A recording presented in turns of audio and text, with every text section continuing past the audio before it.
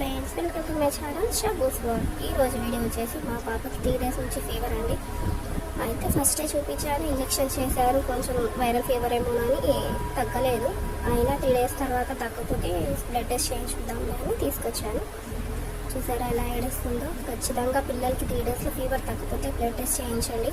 Viral fevers, typhoid, blood infections, stomach infections ఇలాంటివి వస్తూ ఉంటాయి. ఎవరైనా చిన్నపిల్లలైనా పెద్దోళ్ళైనా 3 daysలో ఫీవర్ తగ్గకపోతే మాత్రం ఖచ్చితంగా బ్లడ్ టెస్ట్ చేయించుకోండి. చూసారా బ్లడ్ టెస్ట్ చేయించిన తర్వాత మా పాప ఎంత ఆడుకుంటుందో. చేసేటప్పుడు అయితే మామూలుగా ఏడవలేదు, బాగా ఏడ్చేసింది. నేనైతే చూడలేకపోయాను. అయితే ఆడుకుంటుంది. బ్లడ్ టెస్ట్ అయితే 1 hour తర్వాత వచ్చింది అన్నారు. వెయిట్ చేస్తున్నాం దానికోసమే. ఫీవర్ అయితే తగ్గలేదు.